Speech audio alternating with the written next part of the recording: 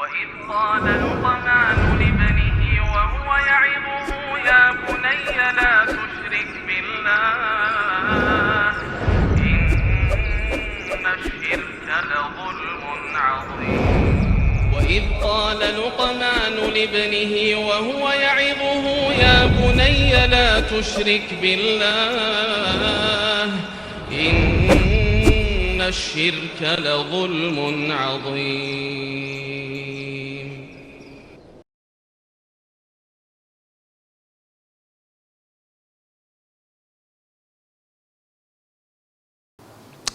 Bismillahirrahmanirrahim. Assalamualaikum warahmatullahi wabarakatuh.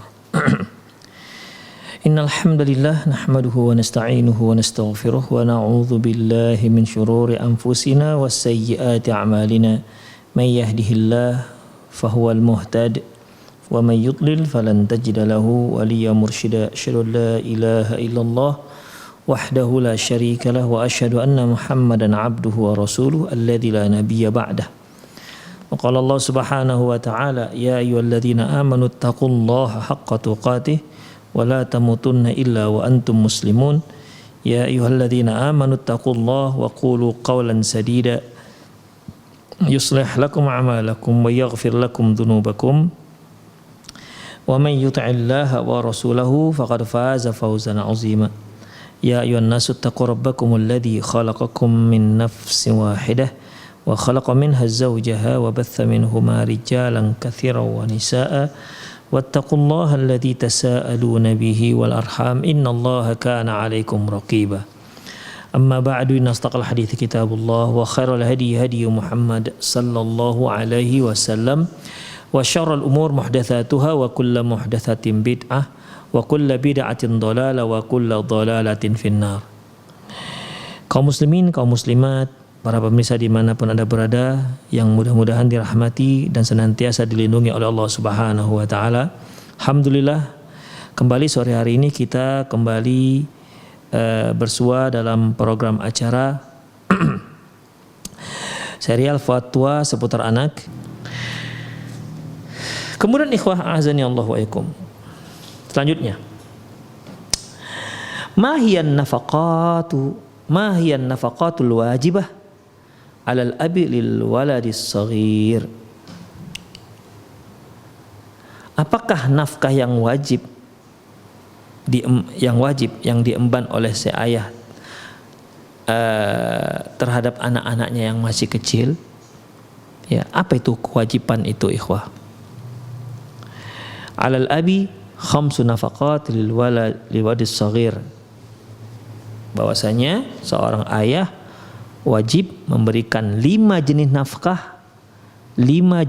nafkah yang dia berikan, wajib dia berikan kepada anaknya yang masih kecil. Saya ulangi, seorang ayah wajib mengeluarkan 5 jenis nafkah untuk anaknya yang masih kecil.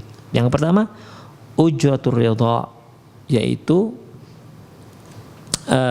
upah untuk menyusui si anak. Ya, ini biasanya kalau upah ini kalau si ayah sudah tak punya istri misalnya, mungkin istrinya meninggal. Nah, demikian. Maka otomatis kalau memang ada perempuan lain yang ingin menyusui si bayi, ya dialah yang berkewajiban memberikan upah terhadap ibu yang menyusui tersebut, terhadap wanita yang menyusui bayinya. Itu ayah si bayi yang berkewajiban memberikan. Demikian ikhwah. Kemudian wa ujratul khidana, dan upah untuk pengasuhan. Ya, apa anak habis disusuin kemudian dibiarkan aja gitu? Gimana kalau dia pipis? Gimana kalau dia sakit? Gimana kalau dia menangis? Gimana kalau ini dan itu? Siapa yang memandikan dia? Kalau dia pup, siapa yang membersihkan pupnya? Itu kan perlu pengasuhan ikhwah. Ya. Tapi kalau si ayah nggak bisa memberikan pengasuhan seperti itu, maka dia boleh upah orang lain untuk itu. Ya. Dia boleh memberikan upah orang lain untuk itu. Intinya si anak, si bayi berhak mendapatkan pelayanan asuhan. Itu ikhwah. Dia berhak mendapat pelayanan asuhan. Kalau sampai si bayi tidak ada yang ngasuh, terlantarlah dia, itu berdosa ayahnya. wan nafaqatul ma'isyah min as-sabun wad duhun wal firash wal ghita, yaitu demikian juga nafkah kehidupan seperti makan, minum, ya sabun, apalagi ya baju, minyak. Biasa kan kalau bayi itu ada minyak telonnya, demikian minyak kayu putihnya misalnya, dan ya tempat tidurnya, selimutnya, demikian. Ya hal-hal yang memang sangat dibutuhkan oleh si anak. Ya, hal-hal yang memang sangat dibutuhkan oleh si anak. Jadi bukan berarti seorang ayah itu hanya berkewajiban memikirkan bagaimana agar si anak bisa menyusu. Setelah disusu dibiarkan aja. Oh ya enggak, ikhwah. Ya. Kemudian wa ujratul maskan khidanah alladhi takhdinnahu fihi dan demikian juga sewa rumah untuk pengasuhan. Ya ada seorang ibu wanita yang mengasuhnya, sudahlah diberi uang untuk pengasuhan, tapi nggak ada rumahnya. Mau di pinggir jalan dia mengasuhnya, demikian. Mau di bawah jembatan dia ngasuhnya, demikian. Otomatis kan harus ada rumahnya, tempat mereka bernaung dari panas dan dingin, demikian ikhwah. Ya, jadi demikian juga sewa rumah untuk pengasuhan. Ya tentunya si ibu dan si anak tadi itu. Wa ujratu khadim ini ihtaja ilaihi, dan demikian juga upah pembantu jika memang dibutuhkan. Ya, upah pembantu jika memang dibutuhkan. Jadi ada berapa ini? Upah penyusuan, upah pengasuhan, upah penghidupan, yaitu makan, minum, sabun dan segala kebutuhan harian, kemudian upah tempat tinggal dan upah pelayanan. Demikian ikhwah, upah pembantu. Lakin ilzamul ab bin nafqati bi anwa'iha idza lam yakun shaghir malun.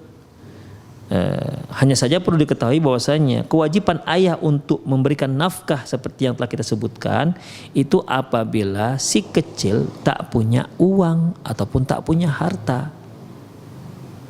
Fa in kana lahu mal fal aslu anna nafaqatal insan fi malihi nafsihi saghiran kana au kabiran kama fi fiqhil islami Allahu alam. Apabila si kecil punya uang, punya harta, maka pada asalnya nafkah seorang manusia itu dibebani dari harta pribadinya, baik dia kecil, masih kecil maupun yang sudah besar. Demikian ketetapan dalam fikih Islami. Wallahu alam. Oh, apakah bayi bisa punya uang? Bisa ya, kenapa tidak? Ya. Pasang suami istri, ya, si suami pengusaha, istri pengusaha berat. Wah, kalah suaminya. Suami pengusaha, istri pengusaha tapi pengusaha berat misalnya. Nah, lahirlah mungkin si istri ini semasa dia muda, masya Allah, dia getol sekali usaha sehingga dia punya beberapa minimarket, punya usaha-usaha yang lain. Ketika dia bertemu dengan suaminya, suami juga pengusaha, masing-masing kan punya harta pribadi nih, ya. Nah, menikahlah mereka, kemudian hamillah si istri, begitu melahirkan meninggal si istri, anak laki-laki. Otomatis kan si anak laki-laki ini, bayinya ini punya harta. Dari mana hartanya? Dari harta peninggalan si ibu. Bayangkan ikhwah, kalau dia laki-laki satu orang, suaminya hanya mendapat 1/4 dikarenakan si ibu punya anak, sisanya kemana? Ke si anak laki-laki. Bayangkan kalau semua jumlah harta kekayaan ibunya sampai 1 miliar misalnya, paling sedikit misalnya kan, si ayah kan hanya dapat berapa? Ayah hanya dapat 1/4. 1/4 itu berarti 400 juta. Sisanya yang 600 juta milik si bayi. Jadi si ayah bertanggung jawab terhadap 5 nafkah tersebut, ya, untuk si bayi. Jika si bayi tak punya uang, tak punya harta. Namun kalau si bayi punya uang, maka pada asalnya seorang manusia, ya, pada dasarnya seorang manusia, nafkah kehidupannya itu diambil dari harta dia pribadi, baik dia masih kecil maupun dia sudah besar. Demikian yang ditetapkan dalam fikih Islami. Baik.